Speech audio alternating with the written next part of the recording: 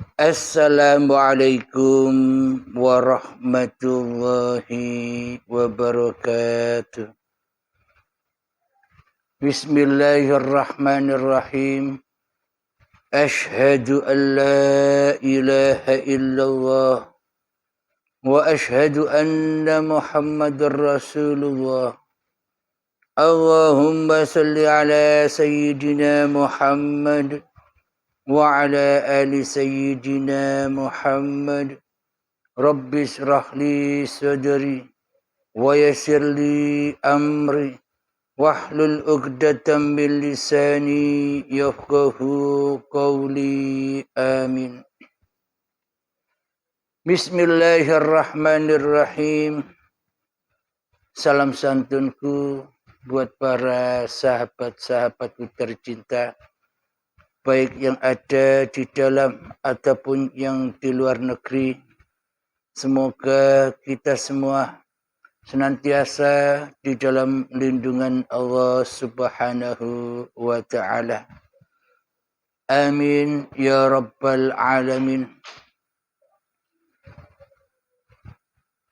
Sebelum kita mulai kajian di subuh yang indah ini, marilah kita gemahkan dahulu di dalam nyawa, di dalam jiwa, di dalam hati, di dalam roh, di dalam hidup yang selama ini kita akui sebagai milik kita.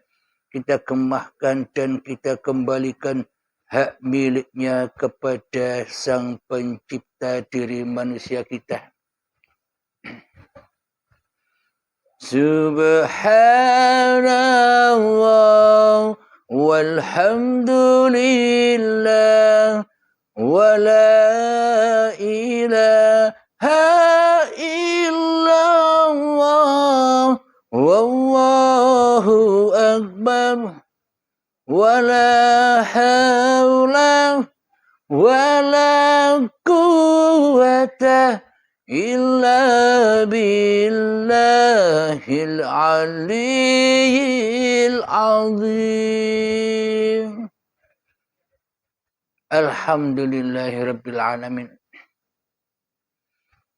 Pada sesi kali ini dengan judul Allah adalah ciptaan manusia. Sekitar 3 tahun silam, sebelum saya menginjak berdakwah di YouTube, ada sebuah pertanyaan dari saudara kita yang ateis. Kebetulan dirinya sudah lama mencari Tuhan. Di dalam Islam tidak menemukan Tuhan yang sebenar-benarnya Tuhan. Di dalam agama Nasrani pun juga belum menemukan Tuhan yang sebenar-benarnya Tuhan. Di dalam agama-agama yang dipeluknya pun tiada petunjuk bahwa sesungguhnya Tuhan itu lebih wujud daripada manusia. Akhirnya orang itu tidak menemukan Tuhan, akhirnya ateis, tak bertuhan. Alhamdulillahirabbil alamin. Kemudian ia bertanya kepada saya, "Wahai Pak Ustadz, bila kau mengaku beragama dan bertuhan, bila kau mengaku agamamu Islam, kau mengatakan Islam itu Tuhannya Allah. Saya bertanya kepada Anda, tolong dijawab. Silakan, mau tanya apa? Coba tunjukkan kepada saya, jawablah pertanyaan saya. Siapakah yang menciptakan Allah? Katanya Allah itu Maha Pencipta. Lalu siapakah yang menciptakan Allah itu? Itulah pertanyaan saudara kita yang ateis itu. Kemudian saya terdiam sejenak. Di dalam hati saya diutus untuk menjawab, yang menciptakan Allah itu adalah dirimu. Saya jawab begitu. Akhirnya dia terkejut dan terperanjat. Loh, kok bisa? Yang menciptakan Allah itu saya. Saya bertanya kepada Anda, siapa yang menciptakan Allah? Anda jawab, saya yang menciptakan Allah. Kok begini jawabannya? Akhirnya saya jelaskan, coba dihayati dengan benar. Bila Anda tidak ada, bila Anda tidak hidup, bila Anda tidak wujud di hadapan saya, apakah mungkin Anda bisa bertanya, siapakah yang menciptakan Allah? Lalu saya balik bertanya kepada orang ateis itu, lalu sebenarnya Anda ini ciptaan siapa sih? Saudara kita yang ateis menjawab, kalau saya ciptaan kedua orang tua saya. Karena tanpa ibu saya, karena tanpa bapak saya tak akan pernah ada. Saya tak akan pernah lahir di dunia ini. Oh, demikian pemahaman Anda. Lalu saya tanya kembali, kemudian ayah dan ibu Anda itu ciptaan siapa? Tentunya ayah ibu saya pun juga ciptaan orang tuanya, nenek dan kakek saya. Kemudian saya lanjut kembali, saya tanya lagi sampai di ujung-ujungnya.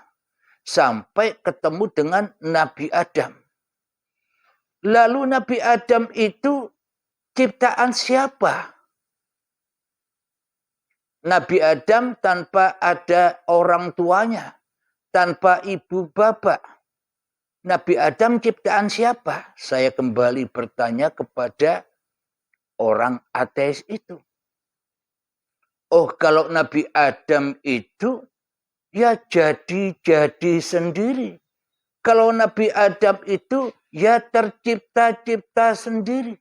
Nabi Adam itu ya hidup-hidup sendiri. Tak ada yang menciptakan. Wong tidak ada Tuhan. Kata saudara kita yang ateis itu. Kemudian bagaimana mungkin ada ciptaan sementara yang menciptakan tidak ada? Ya itulah pemahaman kami, kata orang ateis. Sebenarnya Tuhan itu tak ada. Allah itu tak ada. Allah itu tak ada. Itu hanya simbol-simbol Tuhan-Tuhan, agama-agama yang ada di dunia ini. Nabi Adam tercipta dengan sendirinya. Alam semesta tercipta dengan sendirinya. Langit tercipta dengan sendirinya. Bumi tercipta dengan sendirinya. Matahari tercipta dengan sendirinya. Bulan bintang tercipta dengan sendirinya.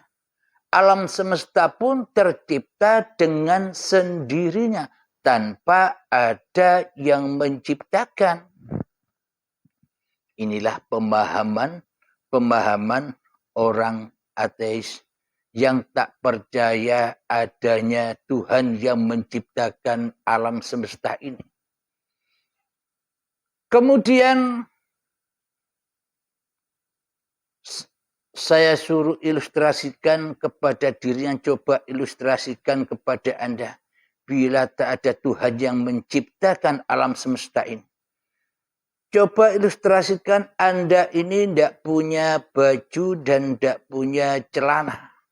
Saya kasih Anda uang 100.000, tolong belikan kain di toko.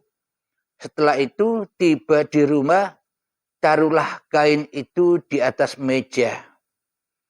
Setelah Anda beli kain, Anda taruh kain itu di atas meja. Kemudian Anda ambil rokok, minum kopi, duduklah di depan kain itu. Amatilah kain itu sambil merokok, habiskan rokok Anda, kopi Anda. Amati dan amatilah kain itu. Amati terus sampai kain itu bergerak sendiri. Amati terus sampai kain itu bisa mengukur-ukur baju, mengukur-ukur kainnya sendiri. Anda amati terus sampai kain itu bisa memotong-motong dirinya sendiri. Amatilah terus kain itu hingga kain itu bisa menjahit dirinya sendiri. Sampai kain itu menjadi baju dan celana. Sehingga setelah itu baru Anda pakai baju dan celana itu. Enak kan? Terus ateis itu bilang kepada saya, Anda ini orang gila ya. Mana mungkin kain itu bisa bergerak sendiri? Mana mungkin kain itu bisa mengukur-ukur dirinya sendiri? Mana mungkin kain itu bisa memotong-motong dirinya sendiri? Mana mungkin kain itu bisa menjahit dirinya sendiri? Anda gila Pak Ustadz, katanya. Saya jawab begini. Anda lebih gila lagi daripada saya. Bagaimana mungkin alam semesta, bahkan Nabi Adam itu tak ada yang menciptakan. Sedangkan kain ini saja yang kecil untuk dijadikan baju dan celana harus ada yang membuat. Harus ada penjahitnya. Alhamdulillahirabbil alamin. Anda lebih gila dari saya. Anda mengatakan Nabi Adam itu jadi-jadi sendiri. Anda mengatakan alam semesta yang luas ini jadi-jadi sendiri. Ini yang maha akbar kok bisa jadi-jadi sendiri. Yang kecil tidak bisa jadi-jadi sendiri. Ya Anda yang lebih gila daripada saya. Akhirnya merenunglah orang ateis itu. Jadi ia mengingat-ingat jawaban saya yang di atas tadi. Siapakah yang menciptakan Tuhan? Siapakah yang menciptakan Allah itu? Ingat dengan jawaban saya. Yang menciptakan Tuhan, yang menciptakan Allah itu adalah dirimu sendiri. Manusiamu sendiri. Kenapa? Bila kau tak hidup, bila kau tak ada, bila kau tak wujud, bagaimana mungkin engkau akan bertanya, siapa yang menciptakan Allah? Berarti Allah kan ciptaan dirimu. Ia tertegun dengan jawaban itu. Akhirnya ia menyatakan, oh berarti Allah itu, Tuhan itu hidup ini ya. Ya silakan cari sendiri. Saya bilang begitu. Nah ini orang ateis saja bisa sampai kesadarannya. Ini sama halnya dengan diri kita sendiri. Jadi saya akhirnya belajar dari seorang ateis itu begini. Oh ternyata diri kita selama ini, meskipun kelihatannya diri kita ini beragama. oh ternyata diri kita selama ini, meskipun kelihatannya diri kita bertuhan, seolah-olah bertuhan, akan tetapi yang jadi Tuhan di dalam hati kita bukan Tuhan, tapi diri manusia kita. Itulah buktinya bahwa selama ini Tuhan itu adalah ciptaan diri manusia kita. Seolah-olah kita menjaga-jaga Tuhan dengan ibadah-ibadah kita. Seolah-olah kita menjaga Tuhan dengan amal-amal kita. Seolah-olah kita menjaga Allah dengan solat-solat kita. Berarti Allah itu kan ciptaan kita. Secara tidak sadar kan begitu. Seolah-olah Allah itu lemah. Lemah dan kitalah yang lebih kuat daripada Allah. Kenapa? Kita yang jaga Allah. Seolah-olah Allah itu samar, tak wujud. Kita yang lebih wujud daripada Allah. Berarti kita yang lebih menjadi Tuhan di dalam hati kita daripada Allah. Jadi apa bedanya pemahaman kita selama ini di dalam bertuhan dengan pemahaman orang-orang yang tak bertuhan? Apa bedanya? Ya sama. Karena manusianya ternyata merasa lebih wujud daripada wujud Tuhannya di hatinya. Ternyata manusia merasakan dirinya lebih hidup daripada hidup Tuhannya di hatinya. Ternyata manusia merasakan di hatinya ia lebih berkuasa daripada kuasa Tuhannya terhadap dirinya. Inilah bukti-bukti yang sangat nyata bahwa ternyata selama ini manusia menciptakan Tuhan dan menjaga Tuhan lewat agama-agamanya, lewat ibadah-ibadahnya, lewat solat-solatnya, lewat ritual-ritualnya, lewat zikiran-zikirannya, lewat solawat-solawatannya, dan sebagainya. Sehingga ketika manusia sudah melaksanakan itu semua, merasa bangga dirinya atas semua perbuatannya. Sehingga manusia merasa mulia atas semua apa yang dilakukannya. Kenapa? Karena Tuhan tak bisa melakukan itu. Kenapa? Karena Allah mana mungkin bisa seperti kita manusia. Allah tak bisa duduk, mana mungkin Allah duduk. Allah tak bisa berdiri, mana mungkin Allah bisa berdiri. Kita yang bisa sholat, mana mungkin Allah bisa sholat. Kita yang bisa ibadah, mana mungkin Allah bisa ibadah. Kita yang bisa bekerja, mana mungkin Allah bisa bekerja. Seolah-olah kita selama ini tidak sadar telah menyudutkan, telah menjatuhkan wibawa Allah sebagai Tuhannya manusia. Seolah-olah Allah tidak ada apa-apanya buat kita. Allah tak bisa apa-apa. Allah laisa kamitslihi syai'un. Allah tak berkuasa untuk apa-apa. Allah tak berkuasa untuk siapa-siapa. Yang berkuasa, yang bisa untuk apa-apa dan yang bisa untuk bersiapa-siapa hanya manusianya sendiri selama ini. Seolah-olah manusianya tidak ada yang menciptakan kecuali dirinya sendiri. Seolah-olah manusianya tak ada yang menggerakkan kecuali dirinya sendiri. Seolah-olah manusia tak ada yang menguasakan kecuali kuasanya sendiri. Seolah-olah manusianya tak ada yang menghidupkan kecuali ia hidup sendiri.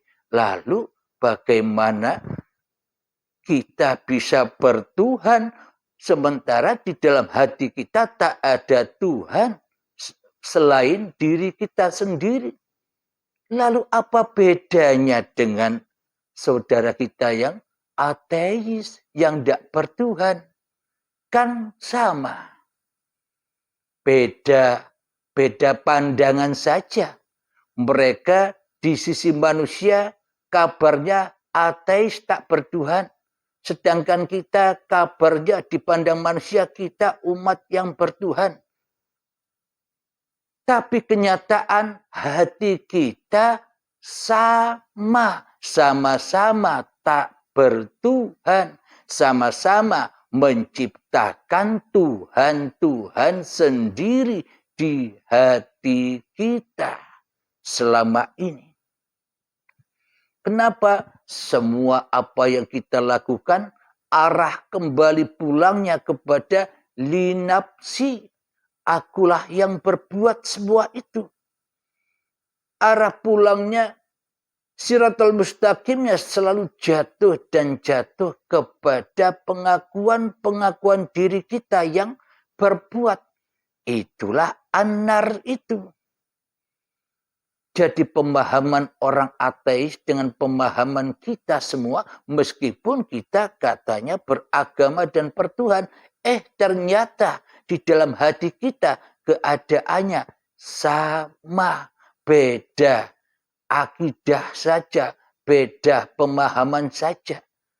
Kita yang merasa beragama dan bertuhan, toh nyatanya di dalam hati kita tak ada Tuhannya kecuali hawa nafsu kita sendiri. Kan sama dengan mereka yang ateis, tak bertuhan. Bedanya mereka menyatakan aku tak bertuhan karena Tuhan itu sebenarnya tak ada. Bedanya itu kita merasa bertuhan dan beragama, percaya dengan adanya Tuhan, tapi di dalam hati kita kondisinya, aplikasinya podo wae. Ora ana pangeran kejaba awake dhewe. Sama bukan? Alhamdulillahirabbil alamin. Jadi kondisi hati kita selama ini seolah-olah kitalah yang menjaga Tuhan dengan perbuatan kita. Kita diperintahkan mengerjakan syariat. Kita patuh di dalam syariat, melaksanakan ibadah-ibadah, melaksanakan sholat wajib 5 waktu, melaksanakan sholat rawatib, melaksanakan ngaji kesana kemari, berguru kesana kemari, demi tujuannya untuk ketemu Tuhan. Tujuannya ketemu Tuhan, berarti kan belum ketemu. Bila kita tidak bertemu Tuhan, maka kita pasti jadi Tuhan sendiri. Lalu buat apa sholat dan ibadah kita yang kita lakukan selama ini? Berarti kan bukan untuk Sang Pencipta, akan tetapi untuk yang dicipta. Kita yang merasa jadi Tuhannya amal kita sendiri. Kita yang merasa jadi Tuhannya sholat kita sendiri. Kita yang merasa menjadi Tuhannya zikiran-zikiran kita sendiri selama ini. Jadi kita tak punya Tuhan. Kita menciptakan Tuhan sendiri di hati kita. Siapa? Diri kita sendiri yang tak layak jadi Tuhan. Kok ngaku-ngaku jadi Tuhan? Diri kita mengaku sebagai makhluk yang tak bisa apa-apa. Tapi ternyata di dalam hati sang makhluk seolah-olah jadi Tuhan. Di hati makhluk menjadi sang Khalik. Jadi tak cocok. Ngaku jadi makhluk, loh kok jadi Khalik. Ngaku jadi hamba, loh kok jadi Tuhan di hatinya. Kenapa? Karena Allah tidak ada di dalam hatinya. Allah tak wujud di dalam hatinya. Maka dari itu disebutkan oleh Allah di dalam Al-Quran, Inna syirka ladzulmun azim. Sesungguhnya syirik itu adalah kezaliman yang besar. Apa syirik itu sih? Syirik itu adalah ketika tiada Tuhan di hatimu kecuali dirimu sendiri yang mentuhani atas hidup dan badan ini. Inilah inna syirka ladzulmun azim. Sesungguhnya syirik itu adalah dosa atau kezaliman yang amat besar. Jadi bila Allah tak wujud di hati kita, bila Allah tak ada di hati kita, bila Allah tak hidup di hati kita, bila Allah tak berkuasa atas diri kita, berarti selama ini kita lebih menjadi Tuhan daripada mentuhankan Allah. Itulah inna syirka lazulmun azim. Berarti kira-kira diterima solat-solat kita, wahai sobat? Kira-kira diterima iman dan akidah kita, wahai sobat? Kira-kira diterimakah ibadah-ibadah yang kita lakukan selama ini, wahai sobat? Wong kita syirik, tidak percaya kepada Allah, tidak mentuhankan kepada Allah. Mana mungkin kita bisa ibadah dan sholat kepada Allah. Kecuali kita ibadah dan sholat, zikiran, sholawatan, ritualan, guna untuk pemuas Tuhan yang ada di hati kita. Siapa? Itu semua hanyalah untuk pemuas hawa nafsu kita sendiri selama ini. Makanya kita selalu takut dan takut dengan keadaan huru hara ini. Meskipun kita dikatakan bertuhan, kita masih takut miskin, takut tidak mulia, takut dijatuhkan orang lain, takut dengan musibah, takut dengan pagebluk, takut dengan wabah, takut besok tidak bisa makan, takut mati, takut sakit dan sebagainya. Maka ketakutan demi ketakutan itu pasti melanda bagi kita yang hatinya masih zalim kepada Allah. Bagi hati kita yang hatinya masih syirik kepada Allah, mensekutukan kedudukan Allah di dalam hati kita dengan diri kita sendiri di hati kita. Maka ibadah-ibadahnya, maka sholat-sholatnya, maka apapun yang dilakukan oleh diri kita selama ini bukan ibadah, tapi racun neraka. Api neraka yang akan membakar diri kita sendiri. Karena kita tak bertuhan di hati kita, melainkan mentuhankan keberadaan, kewujudan, kehidupan dan kekuasaan diri manusia kita sendiri di hati kita selama ini. Inilah bukti bahwa kita ini selama ini seolah-olah kita yang menciptakan Allah. Kita yang menciptakan Tuhan. Setelah Allah kita ciptakan, setelah Tuhan kita ciptakan, setelah kita seolah-olah percaya bahwa Allah itu Tuhan, lalu kita menjaga Tuhan, menjaga Allah dengan sholat-sholat yang kita lakukan. Dengan ibadah-ibadah yang kita lakukan. Coba Anda bayangkan, coba Anda hayati, coba Anda renungkan, apa itu kira-kira tidak sama ketika ayahnya Nabi Ibrahim membuat berhala-berhala sendiri, terus disembah-sembah sendiri. Apa itu tidak sama dengan itu, wahai sobatku? Coba dihayati, coba difikirkan, coba dicermati dengan seteliti-telitinya.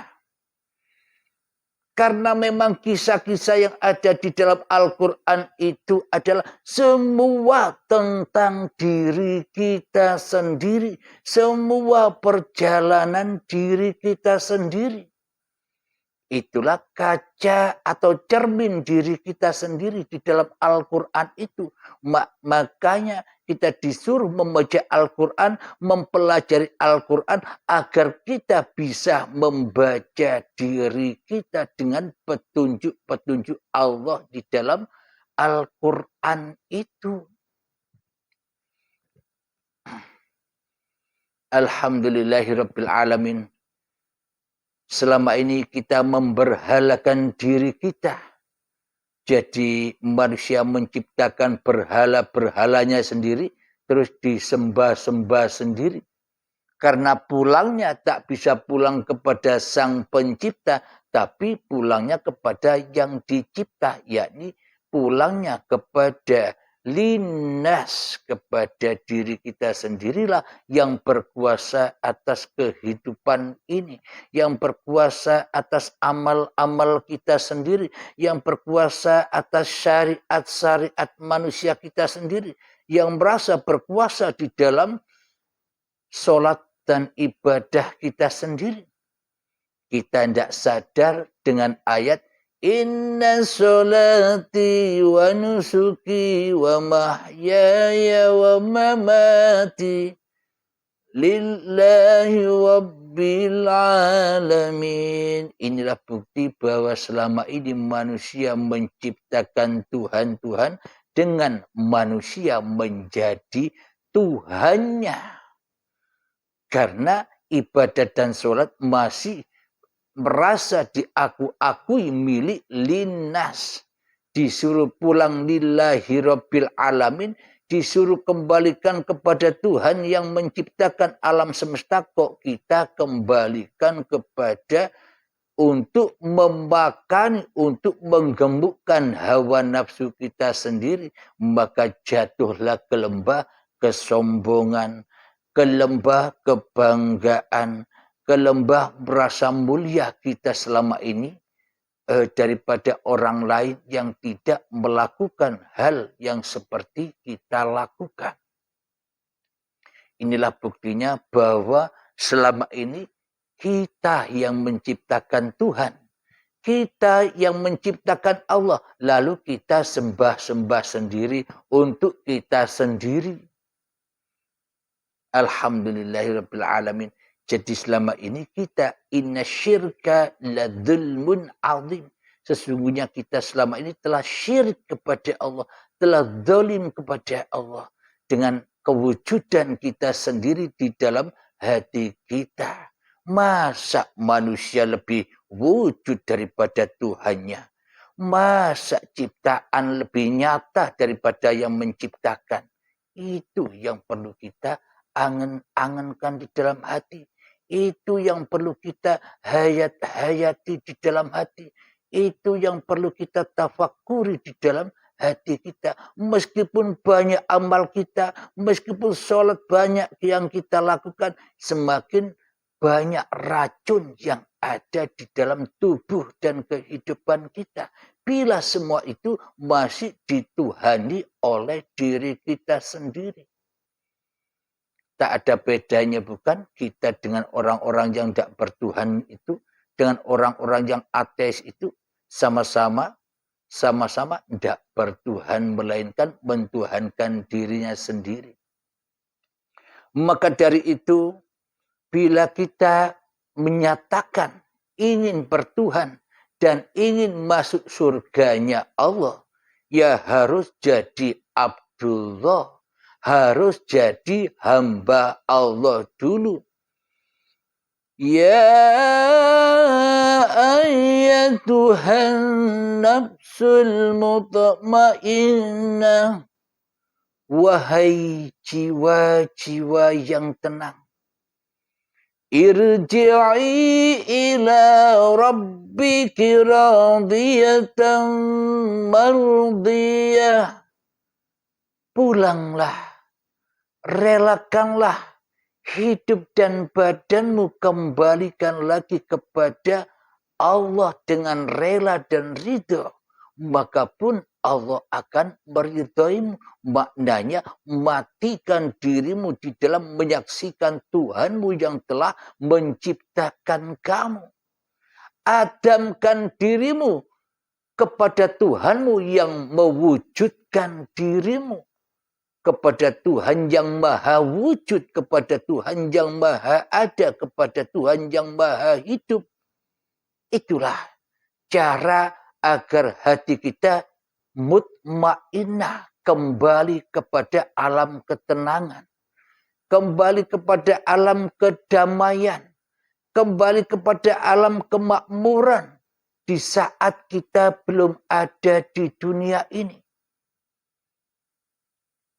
Sebelum kita ada di dunia ini kan sohum, damai, makmur, aman sentosa dari hawa nafsu, dari huru haranya dunia.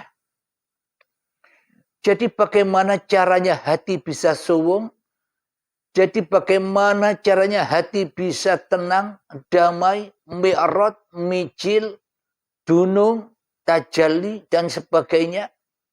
Irji'i ila rabbiki radiyatan mardiyah. Pulangkan kembali bahwa hidup itu sebenarnya bukan kamu. Badan itu pun sebenarnya bukan kamu juga.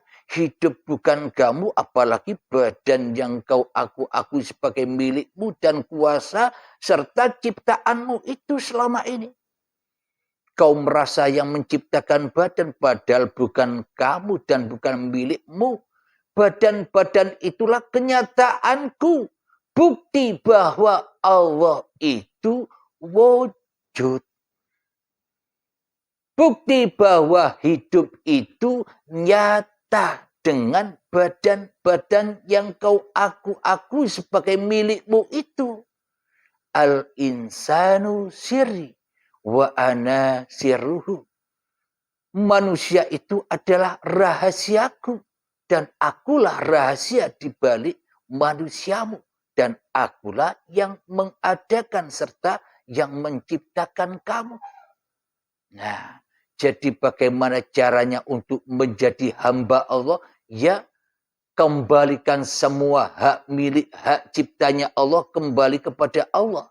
Maka itulah yang dikatakan bertuhan. Itulah yang dikatakan kembali ke asal usul kejadianmu. Kembali ke asal usul ketiadaanmu. Kembali kepada asal usul kegoibanmu. Sebenarnya yang goib itu Allah apa dirimu? Selama di dalam hati kita Allah menyangka kita goibkan, sedang yang wujud, yang nyata, yang hidup, yang berkuasa masih diri kita, selamanya kita belum kembali kepada Allah. Lalu buat apa kita ibadat dan sholat bila hati kita tak nyembah Allah? Ya muspro. Ibaratkan kita membangun bangunan yang besar, pondasi di tengah laut ombak yang besar. Bangun, kena ombak, hancur lagi. Bangun, kena ombak, hancur lagi. Bangun, kena ombak, hancur lagi. Hancur terus amal yang kita perbuat akan menjadi racun siksa dan azab kubur dan neraka di dalam jiwa-jiwa yang tersesat dari Tuhannya ini. Alhamdulillahirabbil alamin. Kemudian bagaimana syarat mutlak bila kita ingin kembali kepada Tuhan yang menciptakan diri kita, agar menemukan Tuhan dan agar dikatakan hamba yang mengabdi. Bagaimana mungkin kita dikatakan sebagai hamba, sementara di dalam hati kita menolak mengabdi kepada Allah, melainkan mengabdi kepada awake dewe selama ini. Nah, jadi syarat mutlak bila kita mengaku sebagai hamba Tuhan, supaya kita bisa beramal kebajikan yang dengan apa yang diserukan Tuhan, berbuatlah, beramal kebajikan. Maka syaratnya ya harus jadi hamba Allah dulu. Bila tidak menjadi hamba Allah di dalam hati kita, mana mungkin kita bisa berbuat baik. Mana mungkin kita bisa berbuat kebajikan. Yang kita kerjakan selama ini hanyalah kemungkaran saja.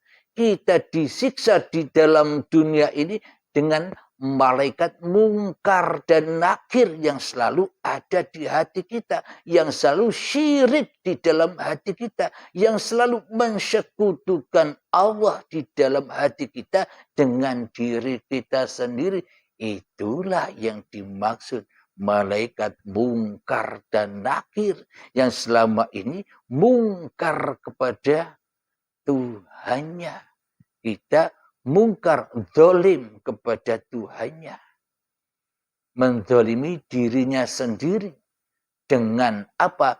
Dengan kebesaran dirinya sendiri di hatinya daripada kebesaran yang menciptakan dirinya di hatinya. Jadi syaratnya untuk menjadi hamba Allah agar kita bisa melaksanakan syariat-syariat agama yang sudah disyariatkan, ya wajib jadi hamba Allah dulu. Bila kita tak jadi hamba Allah, bagaimana mungkin kita bisa melaksanakan syariat-syariat agama yang kita perlu? Bila di dalam hati kita belum menjadi hamba Allah, bagaimana mungkin kita bisa khusyuk di dalam sholat-sholat kita? Sementara ketika kita sholat selama ini, hati kita terbang menuju setan dan dunia di dalamnya. Katanya jadi hamba Allah, namun ketika sholat hatinya terbang kepada Tuhan yang diciptakannya, yakni hawa nafsu dewe. Terbang ke toko lah, terbang ke pasar lah, terbang kepada urusan-urusan dunialah. Apakah itu dikatakan mengabdi? Sementara hati ingkar kepada yang diabdi. Alhamdulillahirabbil alamin. Itulah bukti bahwa kita selama ini bukan menjadi hamba Allah. Karena di dalam hati kita belum jadi hamba Allah, tapi menjadi hawa nafsune dewe. Maka dari itu di dalam sholat kita takkan pernah menemukan kehusukan. Kenapa? Karena kita tidak nyembah Tuhan. Kita tidak nyembah Allah, tapi nyembah iblis yang selama ini tak mau ditiadakan di hatinya. Inna syaitana lakum aduwwum mubin.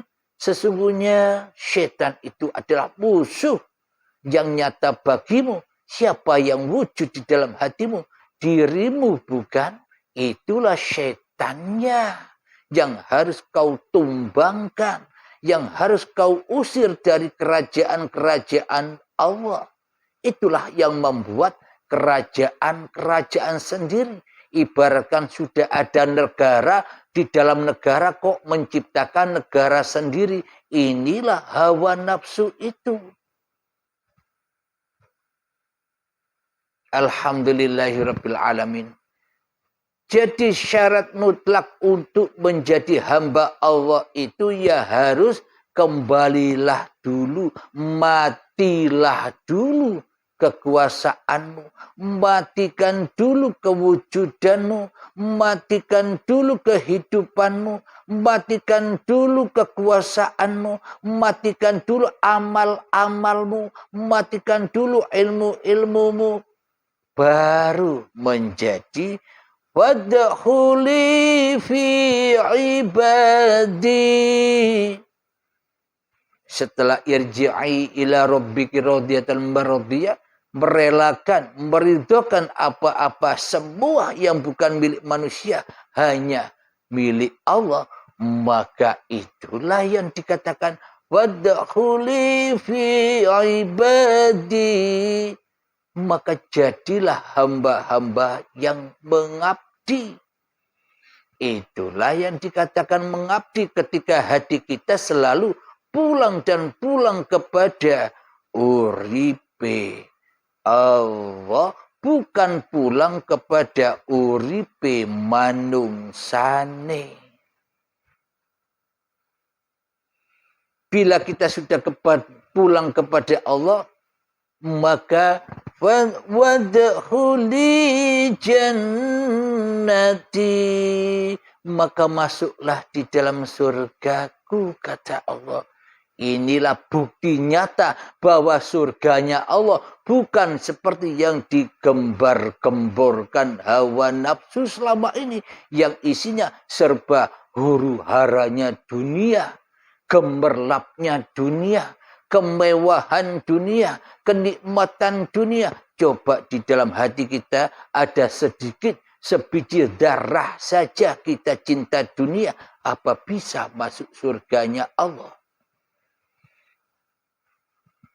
Jadi surganya Allah itu ketika kita sudah melepaskan dunia, kita menghaturkan dunia, kita perjuangkan dunia, dikembalikan lagi ke jalan fisabilillah, baru ketemu Allah, menjadi Abdullah.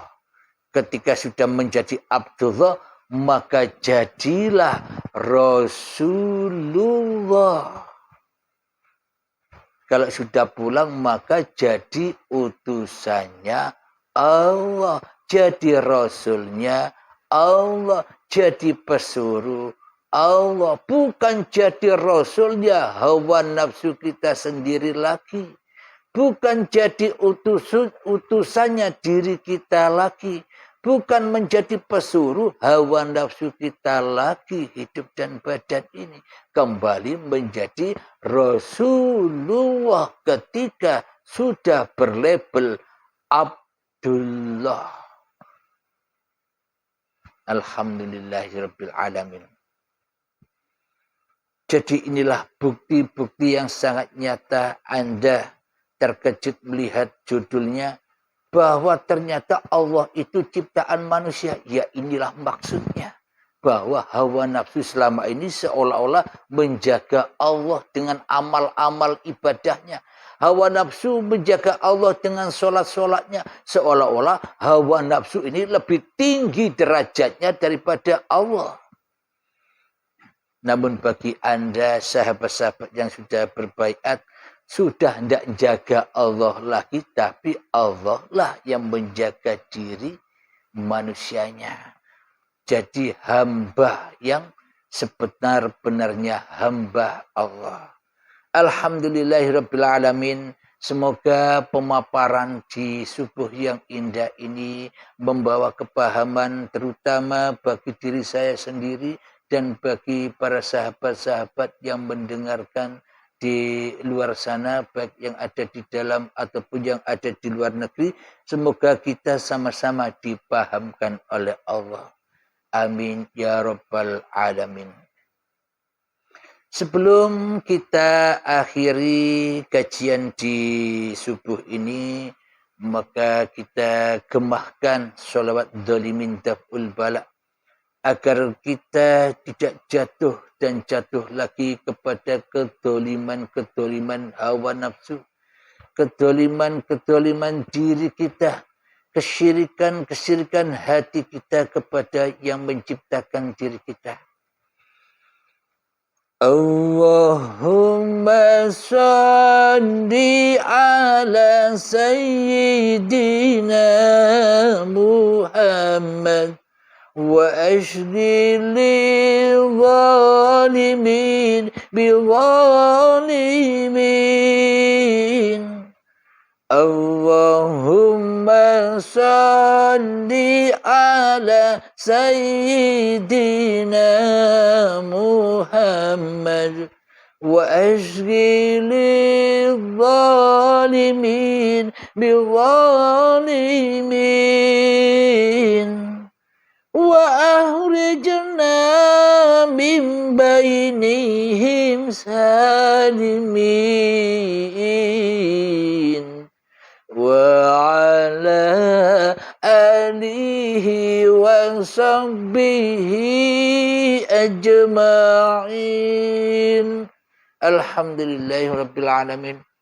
Allahumma salli ala sayyidina Muhammad wa ala ali sayyidina Muhammad. Allahumma ya qadiyal hajat, Allahumma ya mujibad da'wat, Allahumma ya rafi'ad darajat, Allahumma ya muhillal muskilat, Allahumma ya syafiyal amrat, Allahumma ya kafiyal muhimmat, Allahumma ya dafi'al baliyat, Allahumma khtim lana bil iman, Allahumma khtim lana bil islam. Rabbana atina fid dunya hasanah wa fil akhirati hasanah wa qina adzabannar. Wa sallallahu ala sayyidina Muhammad wa ala alihi wa sahbihi wa sallam. Walhamdulillahi rabbil alamin. Akhir kalam. Assalamualaikum warahmatullahi wabarakatuh.